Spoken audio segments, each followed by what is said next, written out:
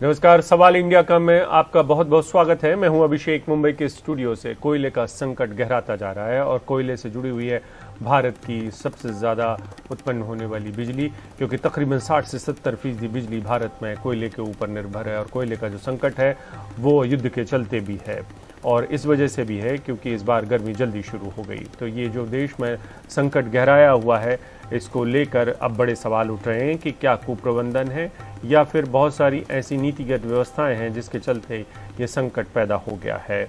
और इसी पर है आज का हमारा सवाल इंडिया का। महाराष्ट्र भी इसकी मार झेल रहा है। ऐसा अकेला नहीं है कि महाराष्ट्र इसके सामने बेबस दिखाई दे रहा है इस कोयले संकट के सामने, बल्कि पूरा देश इस समय, तकरीबन पूरा देश इस समय आपको उसी रंग में दिखाई देगा। तो मैं आपको एक मैप के जरिए समझाने की कोशिश कर रहा हूँ। तकरीबन 15 राज्य ऐसे हैं, इन राज्यों के में आप देखेंगे सिलसिलेवार कोई राज्य अछूता नहीं है। क्या ही बीजेपी के शासित राज्य, क्या ही विपक्ष में जो लोग बैठे हुए हैं केंद्र में, उनके द्वारा रूल्ड स्टेट्स या शासित राज्य, हर जगह ये 15 ऐसे राज्य हैं जहाँ पर लोड शेडिंग की मार लगी हुई है। और देश में जो मांग है उसके मुकाबले जो सप्लाई है वो बहुत कम है और लगातार कम होती भी जा रही है।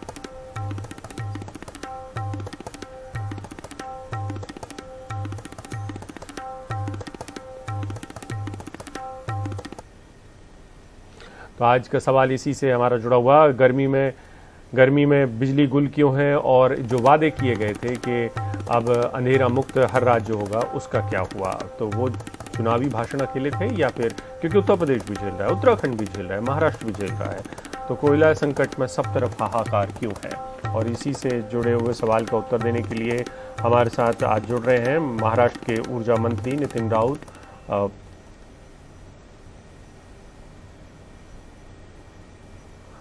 नितिन राव जी, बहुत बहुत शुक्रिया, आप हमारे साथ जुड़े। महाराष्ट्र में और खास करके मुंबई में आपने देखा कि आज सुबह 4 बजे के करीब बिजली गुल हो गई थी। उसकी वजह क्या है? नहीं, दरअसल हमारे यहाँ 4 सर्किट जो आते हैं वो चंद्रपुर से आते 400 केवी के, और वो 400 केवी के जो सर्किट्स आते हैं वो पड़गा होते हुए कड़वा, जो हमारा मेंस एसएलडीसी का सप्लाई स्टेशन है जहां से हम डिस्ट्रीब्यूट करते हैं पूरे मुंबई के लिए, तो उसमें जो बस होता है वो 400 केवी बज में डालने के बाद वहां से हम 210 केवी, 220 केवी ऐसे सप्लाई करते हैं। उसको इंसुलेटर्स लगा रहता है, लेकिन जो टेम्परेचर, सप्लाई का टेम्परेचर और जो धूप का टेम्परेचर है, तो वो दोनों टेम्परेचर का जो कॉम्बिनेशन होता है उसकी प्रेशर जो जॉइंट्स होते हैं हमारे, वो जॉइंट्स पे पड़ता है और हमारे इंसुलेटर्स पे भी पड़ता है। और वो नॉर्मल, दूर बाहर से देखते वक्त नॉर्मल दिखते हैं, लेकिन एक्चुअल वो रेडिश हो जाते हैं और फेल होने की राह में रहते हैं, जिसको हमको कैमरा से देखना पड़ता है। लेकिन इस वक्त जो था कि वो काफ़ी प्रेशर में थे, प्रेशर के वजह से रेड बहुत ज़्यादा हो गए और ज़्यादा होने से वो ट्रिप हो गया वो, और ट्रिप होने के वजह से वहाँ 1 घंटे तक के जद्दोजहद चला। बम्बई की कुछ जगह की लाइट चले गई, लेकिन 1 घंटे के भीतर ही हमारी टीम ने उसको दुरुस्ती की है और वहाँ पर बिजली पूर्ववत शुरू हुई है। दरअसल जो सप्लाई है और सप्लाई और डिमांड की जो बात होती है कि जहां हम बिजली बनाते हैं और जहां हम बिजली को सप्लाई करते हैं, दोनों का मेल नहीं बढ़ रहा, क्योंकि डिमांड पिछले वक्त से ज़्यादा बढ़ गई है। आपने देखा होगा कि 2019 में 106 अब्ज यूनिट बढ़ोतरी थी, 2021 में 124 अब्ज यूनिट बढ़ोतरी रही और 2022 में 132 अब्ज यूनिट बढ़ोतरी बिजली की मांग में रही है। तो ये मांग जो इस वक्त बढ़ी है, ये मांग बढ़ने का मेन रीजन जो है वो है गर्मी। जो गर्मी इस कदर कहर ढाल रही है कि उस गर्मी ने हमारा टेम्परेचर बहुत ज़्यादा बढ़ा के रख दिया, और वो किसी एक जगह नहीं है, तो सब जगह मिलता है, और वो मिलने के वजह से डिमांड ऑटोमेटिकली उससे बढ़ गई। नंबर 1। नंबर 2 कि कोरोना से हम पूरे फ्री हो चुके हैं। सारा व्यापार खुल गया, सारे ऑफिसेस खुल गए, सारे इंडस्ट्रीज शुरू हो गई, तो सारे लोग 100% प्रोडक्शन शुरू कर दिए हैं, सारे दुकानें शुरू रहती है, मॉल शुरू रहते हैं, तो इसमें डिमांड नेचुरल है कि वो बढ़नी है और वो डिमांड बढ़ गई, लेकिन उसके कंपैरिजन में जो प्रोडक्शन चाहिए था प्रोडक्शन, लेकिन मेरा सवाल आपसे वो नहीं हो पा रहा है। बिल्कुल नितिन राव जी, लेकिन क्या आप ये पहले आप ये देख नहीं पाए कि ऐसा कुछ हो सकता है, डिमांड बढ़ जाएगी? मौसम विभाग भी है देश में एक, वो भी सारी व्यवस्था देता है कि जल्दी आज इस बार जल्दी गर्मी शुरू हो रही है। नहीं, देखिए, हम गर्मी की जो प्लानिंग करते हैं वो प्लानिंग हमारी पूरी तरीके से बन चुकी थी, हमने प्लानिंग किया था, लेकिन ये जो टेम्परेचर जो आया इस वक्त, ये जो अप्रैल में आना था वो फरवरी में ही आ गया। फरवरी महीने में ही टेम्परेचर आ गया जो अप्रैल महीने में आता था, तो जिसके वजह से डिमांड और सप्लाई की गैप आई, नंबर 1। नंबर 2, इसी पीरियड में कोयले का दूसरा संकट आया, दूसरी बार कोयले का शॉर्टेज चालू हो गया।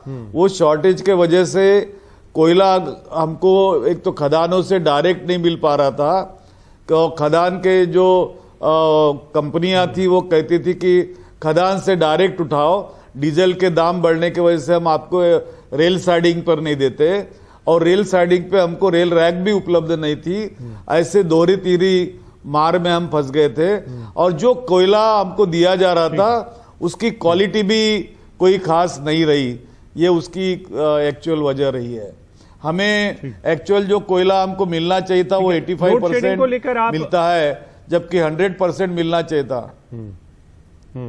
जी ठीक है, लोड शेडिंग को लेकर आप लोगों को क्या भरोसा दे सकते हैं महाराष्ट्र में? आप पहले कह रहे थे कि नहीं होगी, लेकिन अब तो हो रही है महाराष्ट्र, और बड़े पैमाने पे हो रही है। नहीं, बिल्कुल नहीं हो रही है।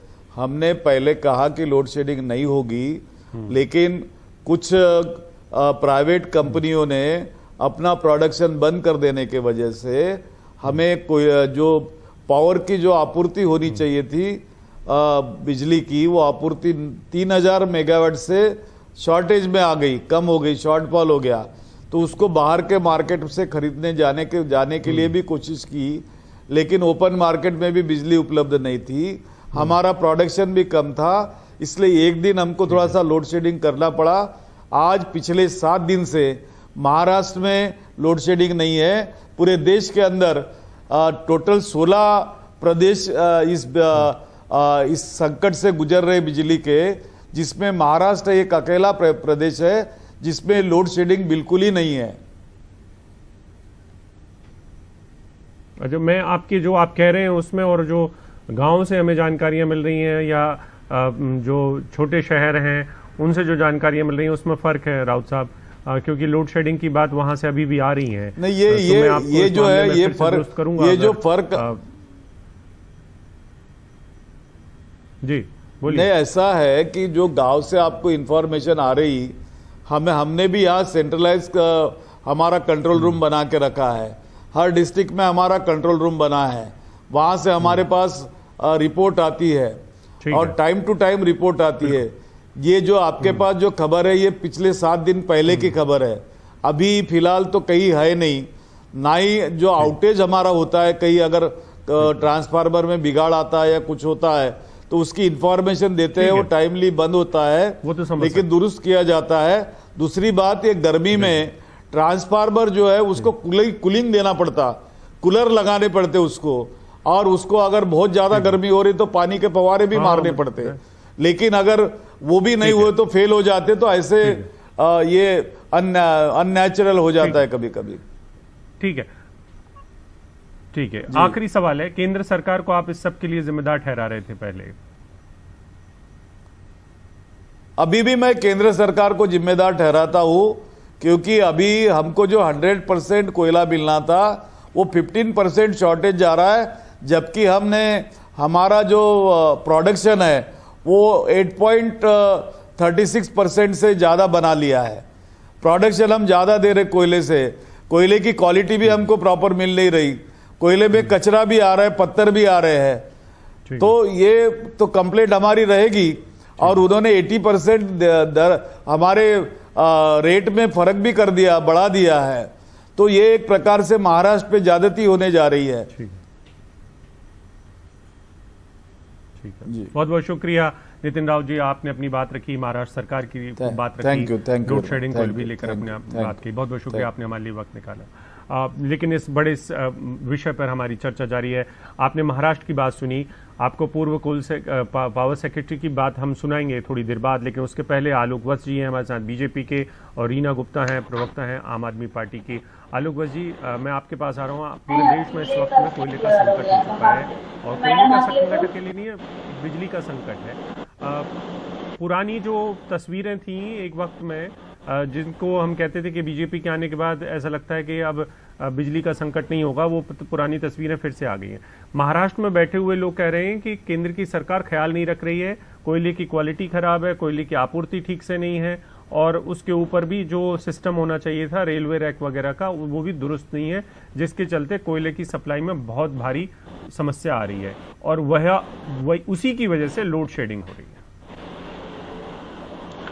है। देखिए कुंदन जी, इसमें कोई शक नहीं है कि इस साल गर्मी ने बहुत पहले दस्तक दे दी है। जो चीज आनी चाहिए थी अब वो शुरू में ही पहुंच गई, फरवरी से ही डिमांड बढ़ गया। जो सबसे मेन रीजन है पावर कम होने का, वो है कि डिमांड बहुत ज्यादा रेज हो गया, उस मात्रा में सप्लाई कम रह गई। लेकिन ऐसा नहीं है कि गवर्नमेंट ने उसके लिए कोई कदम नहीं उठाए हैं, गवर्नमेंट ने उसके लिए काफी कारगर कदम उठाए हैं, और 15% जो कोल लिफ्टिंग है उसमें इजाफा हुआ है। लेकिन जैसा 27% ग्रोथ हुआ है उसके अंदर, लेकिन वो भी अभी पूरा डिमांड नहीं फुलफिल कर रहा है। तो सेंटर ने स्टेट्स को ये भी लिबर्टी दी है कि जो आपके पास कैप्टिव कोल पहले से रिजर्व में पड़ा हुआ है, आप अभी उसको इस्तेमाल करके कम से कम लोड शेडिंग ना होने दें और जनरेशन को ऑन रखें। और साथ साथ जहां कहीं पे अगर कोई क्वालिटी में कुछ प्रॉब्लम आई है तो उन्होंने ये भी अलाउ किया है कि आप 10% इंपोर्टेड कोल के साथ उसकी ब्लेंडिंग कर दें, ताकि उसकी फायरिंग में कमी नहीं आए। और उसके साथ कमर्शियल माइनिंग भी कोल सेक्टर में 50 ब्लॉक में ऑफर किया है, जिसमें करीब 50,000 करोड़ रुपए की इन्वेस्टमेंट होगी। लेकिन उसको कुछ राज्य रोक रहे हैं, जैसे झारखंड जो एक प्रमुख जगह है कोल माइनिंग का, वो उसको अपोज कर रहा है इस बिला पर कि वो ट्राइबल पॉपुलेशन और फॉरेस्ट को इफेक्ट करेगा। तो वो अभी मामला सुप्रीम कोर्ट में लंबित है, उस पर भी हाल फिलहाल में कोई निर्णय आ जाएगा। नहीं, लेकिन वो ऐसा मसला नहीं है। लेकिन सर आलोक वत्स जी, मैं रीना जी को लेकर आऊंगा, लेकिन आपसे मेरा सवाल रहेगा कि आपको किसने रोका था पहले से प्रबंधन करने के लिए, क्योंकि कोरोना खत्म हो रहा है, ये तो सब कुछ दिखाई दे रहा था। रीना जी, दिल्ली में पावर की स्थिति, बिजली संकट की स्थिति कैसी है? और दूसरा ये कि बाकी के राज्यों से आप कुछ सीख रहे हैं कि नहीं, क्योंकि मुंबई में पहुंच चुका है लोड शेडिंग अब मुंबई के आसपास के इलाकों में।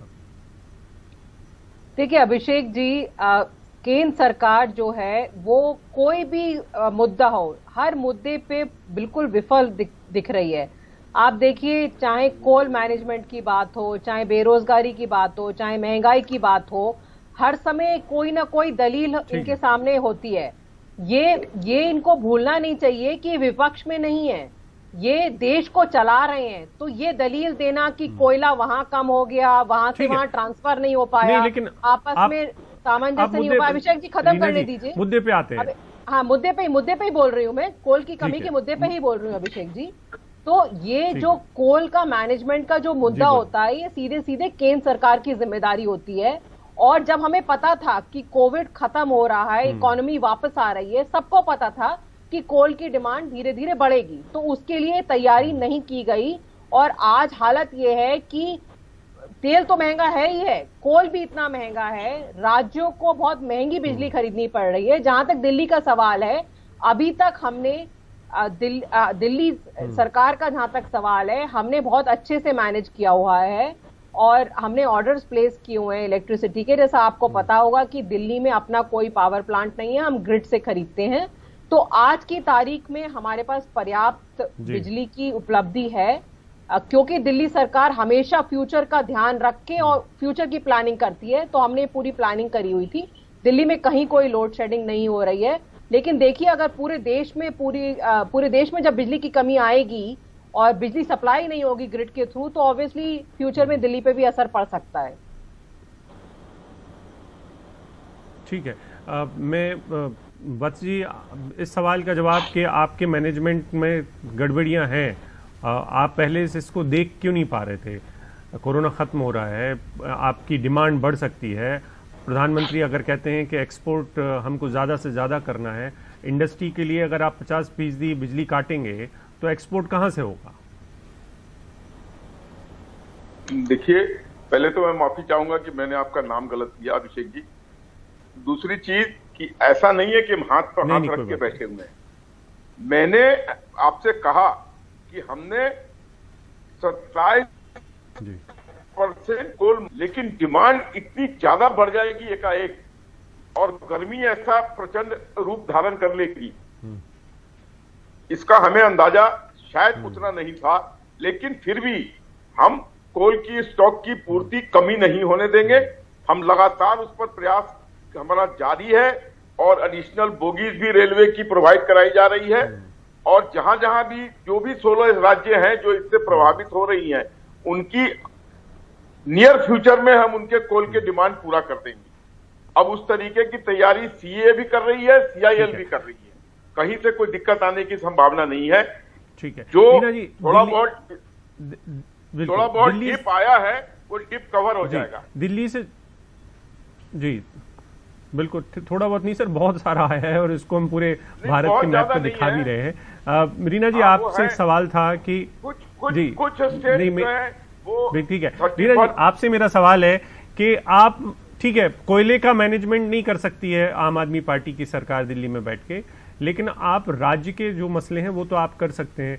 क्योंकि जैसे मैं पूर्व ऊर्जा सचिव से बात कर रहा था, उनका कहना था कि राज्यों की सरकार को नए फॉर्मेट लाने पड़ेंगे उनको। अगर इस समय इतना बड़ा संकट है तो वक्त बदलने चाहिए, दफ्तरों के वक्त बदल दें, ताकि पीक पे जो काम है, वो जो संकट है वो पीक का ज्यादा है। एक ही वक्त में हम दोपहर में सारी चीजें खोल रहे हैं, एक ही वक्त में हम दफ्तर खोल रहे हैं, तो इसको लेकर आप कुछ कर रहे हैं या फिर आप संकट को बरकरार रहने देंगे? नहीं, बिल्कुल नहीं अभिषेक जी, इस पे चर्चा चल रही है कि किस तरह से अगर दफ्तरों का टाइमिंग्स को कुछ चेंजेस किए जा सकें, जो स्कूल्स के टाइमिंग्स हैं उनमें कुछ फेरबदली की जा सकती है। इन सब मामलों पे चर्चा चल रही है।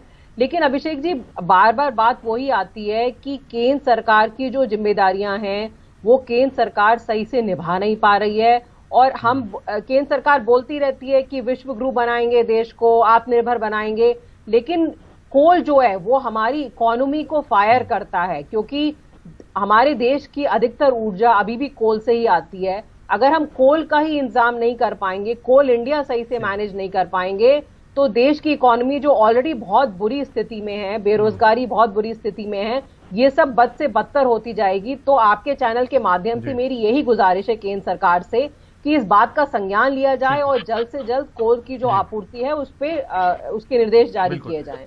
बिल्कुल बिल्कुल संज्ञान लिया जा रहा होगा, पूरी उम्मीद है।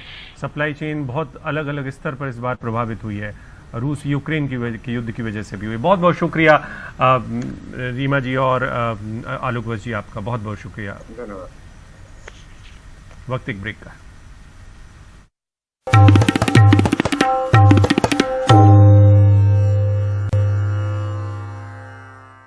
तो सवाल इंडिया का में आज हमारे साथ हैं खास मेहमान पूर्व पावर सेक्रेटरी राजदान साहब। बहुत बहुत शुक्रिया, आपने हमारे लिए वक्त निकाला राजदान साहब।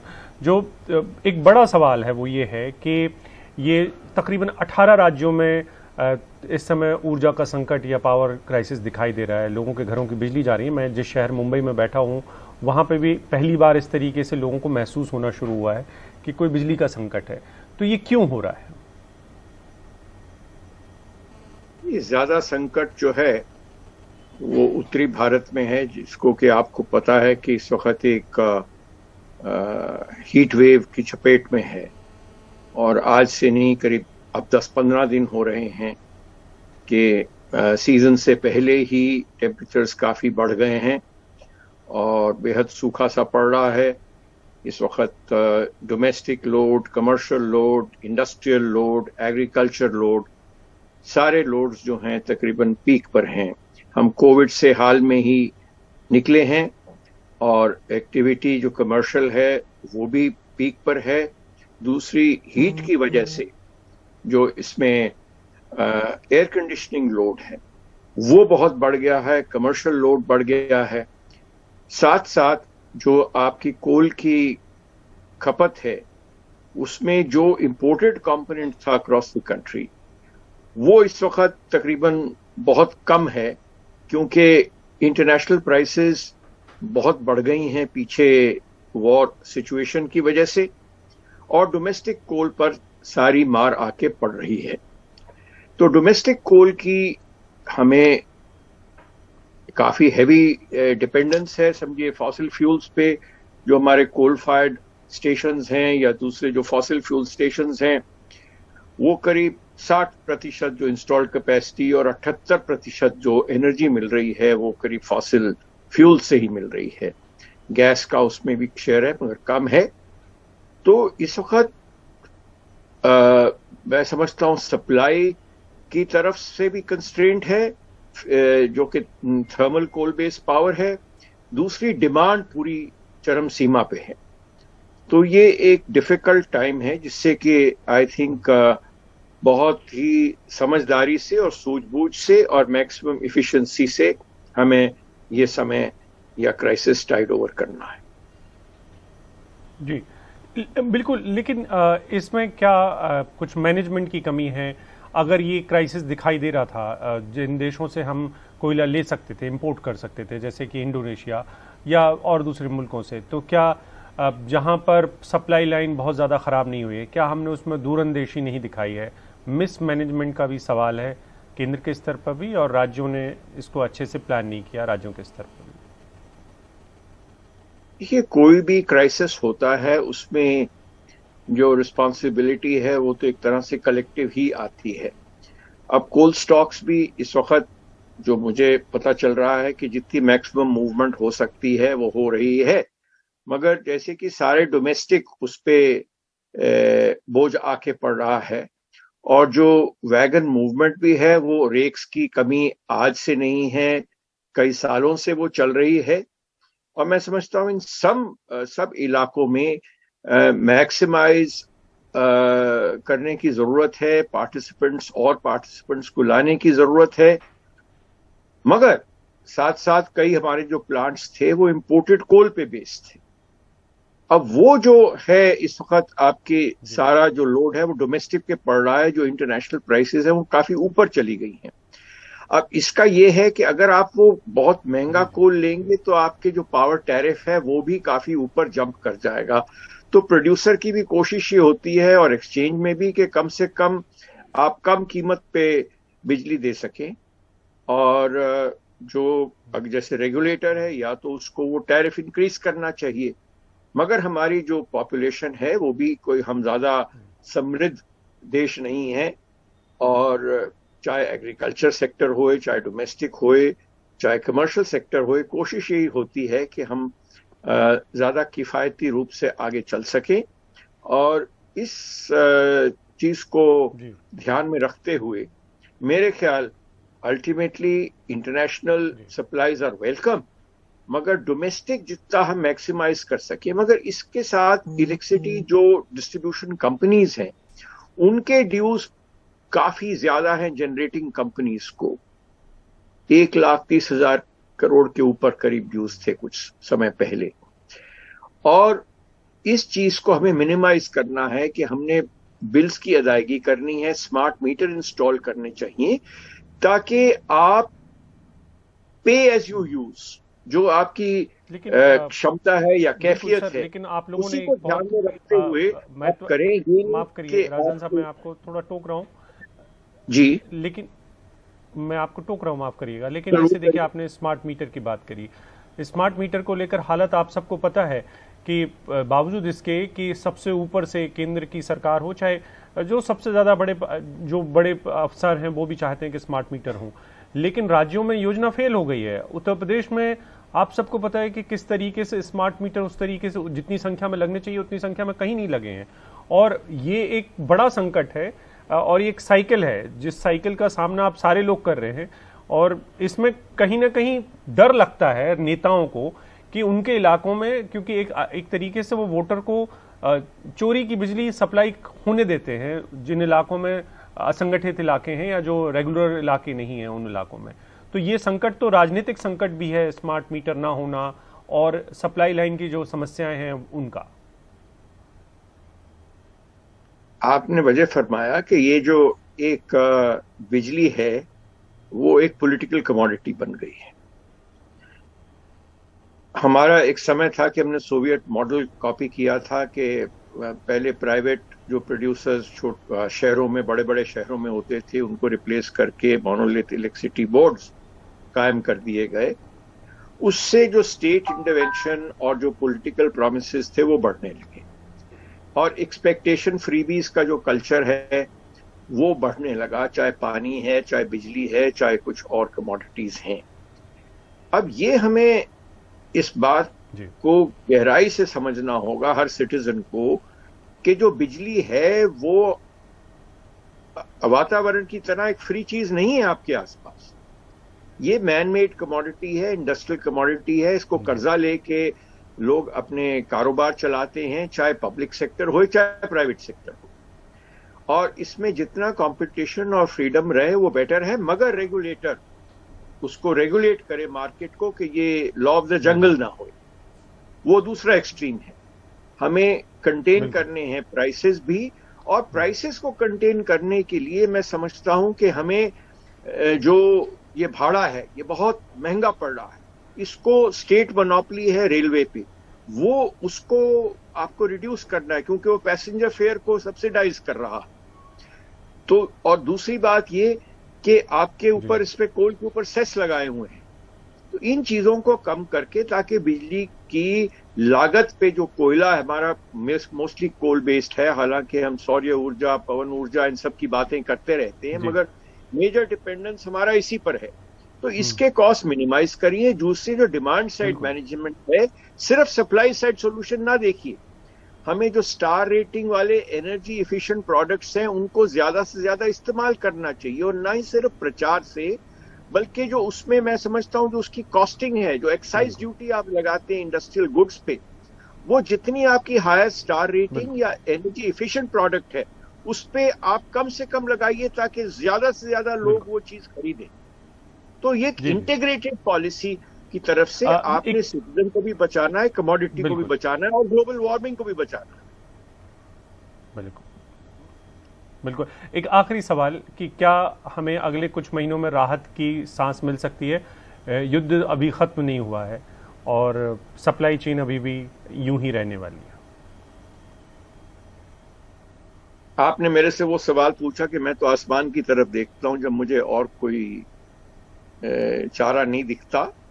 थोड़ी बहुत गर्मी रहम करे तो बेहतर है, मगर मैं समझता हूं कि हमें जिस तरीके एक और शो पे भी मैं कल पार्ट ले रहा था, मेरी ये धारणा है कि हम में जो ये टाइमिंग हमने बनाए हुए हैं मैक्सिमम एक्टिविटी के, उसको हमें चेंज करना चाहिए। जो हमारे वर्किंग टाइम्स हैं, अब सुबह 5:30 6 बजे रोशनी आ जाती, हम क्यों नहीं 7 बजे अपना काम 6:30 शुरू कर सकते और 2 बजे खत्म करते, ताकि जो हीट पीरियड है, जो लोड है, उसको हम किसी तरह से घटा सकें। बाजार आपको खुले रखने पड़ेंगे शायद, चलिए शाम को आप बाजार खुले रख दीजिए। जब मैं बच्चा था तो दिल्ली जैसे शहर में दोपहर को आमतौर पर मार्केट्स बंद होती थी।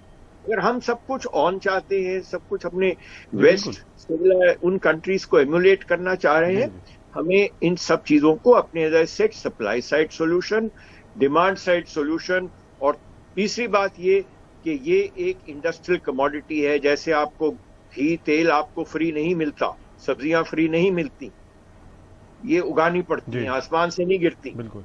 तो इसकी भी आपको सही प्राइसिंग और सही मेथोडोलॉजी ऑफ पेमेंट और प्रॉम्प्ट पेमेंट करनी पड़ेगी, तभी ये बिजनेस आगे चलेगा।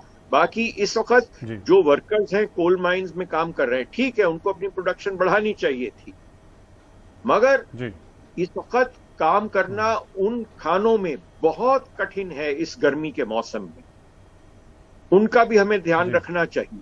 ये नहीं कि हम खरीद रहे हैं तो हम कुछ कर लें, मगर सबको इसको शेयर करना है। ये क्राइसिस और टाइम गुजर जाए, ठीक है जी। बहुत बहुत शुक्रिया राजदान साहब, आप हमारे साथ जुड़े, बहुत बहुत शुक्रिया, धन्यवाद।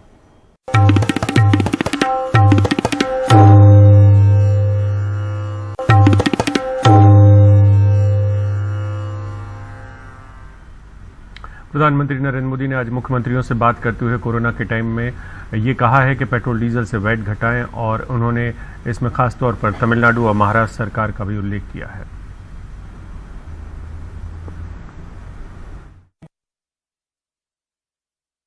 गुजरात और कर्नाटक के पड़ोसी राज्यों ने टैक्स में कमी न करके इन 6 महीनों में 3,500 करोड़ रुपए से लेकर के 5-5.5 हजार करोड़ रुपए तक अतिरिक्त राजस्व कमा लिया। जैसा हम जानते हैं कि पिछले साल नवंबर महीने में वैट कम करने की बात की थी, सबको मैंने प्रार्थना की थी, लेकिन कई राज्य, मैं यहां किसी की आलोचना नहीं कर रहा हूं, मैं सिर्फ आपसे प्रार्थना कर रहा हूं, आपके राज्य के नागरिकों की भलाई के लिए प्रार्थना कर रहा हूं। अब जैसे उस समय 6 महीने पहले कुछ राज्यों ने बात को माना, कुछ राज्यों ने नहीं माना। अब कई राज्य जैसे महाराष्ट्र, पश्चिम बंगाल, तेलंगाना, आंध्र प्रदेश, तमिलनाडु, केरला, झारखंड, किसी न किसी कारण से उन्होंने इस बात को नहीं माना और उनके राज्य को, नागरिकों को बोझ कंटिन्यू रहा। मैं इस बात में नहीं जाऊंगा कि इस दौरान इन राज्यों ने कितना रेवेन्यू कमाया, लेकिन अब आपसे मेरी प्रार्थना है कि देश हित में आप पिछले नवंबर में जो करना था, 6 महीने डिले हो चुका है, अब भी आप अपने राज्य के नागरिकों को वैट कम करके इसका बेनिफिट पहुंचाइए।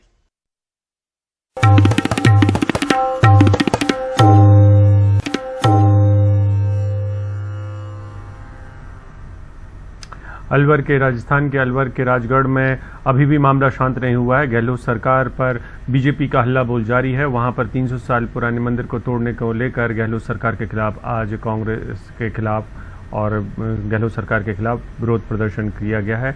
एक यात्रा निकाली गई है। इन घटनाओं को लेकर खासतौर पर जो अलवर में घटना हुई, राजगढ़ के कस्बे में 300 साल पुराने शिव मंदिर को जिस तरीके से ध्वस्त किया गया, एक पुअर सा डिफेंस लेते हुए, कमजोर सा बचाव करते हुए उन्होंने बीजेपी के बोर्ड को आरोपित किया, लेकिन समिति ने जो पेपर प्रस्तुत किए उससे कांग्रेस की पोल खुलती है। इसलिए 5 तारीख को, 5 मई को भारतीय जनता पार्टी अलवर में राजगढ़ की घटना को लेकर एक बड़ा प्रदर्शन वहां कलेक्ट्रेट पे करेगी। वहां सभी लोग, पार्टी के कार्यकर्ता इस राजगढ़ की घटना पर अपना विरोध दर्ज कराएंगे।